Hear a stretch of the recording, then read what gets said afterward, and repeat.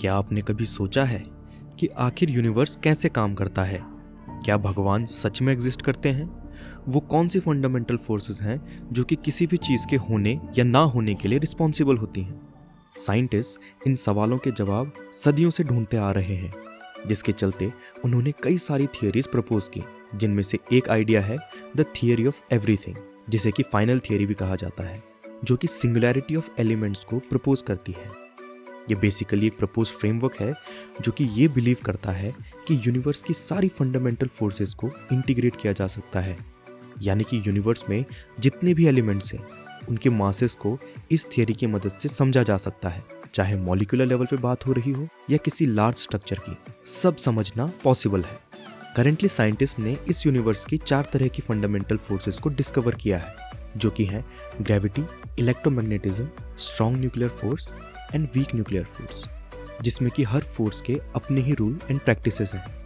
तो ये theory believe करती है कि इस यूनिवर्स में सब आपस में जुड़ा हुआ है, यानी कि इस यूनिवर्स का जन्म किसी सिंगल एंटिटी से हुआ है, जो कि ये दर्शाता है कि ये चारों फंडामेंटल फोर्सेस या और कोई भी फंडामेंटल फोर्स हो, उनका कोई ना कोई एक बेसिक प्रिंसिपल जरूर होगा जो कि उन सब में कॉमन होगा, और उसी प्रिंसिपल के बेसिस पे हम इन सभी फोर्सेस को अलग अलग स्टडी करने के बजाय एक ही साथ स्टडी कर सकते हैं।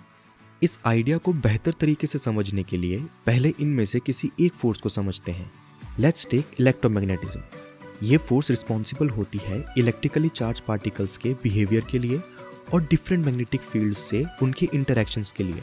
तो द थियरी ऑफ एवरीथिंग, या कहें द फाइनल थियरी, उसका मानना है कि इलेक्ट्रोमैग्नेटिज्म एक्चुअल में फोटॉन्स के एक्सचेंज से होता है, जो कि इलेक्ट्रोमैग्नेटिक रेडिएशन का एक माइन्यूट एनर्जी पैकेट है।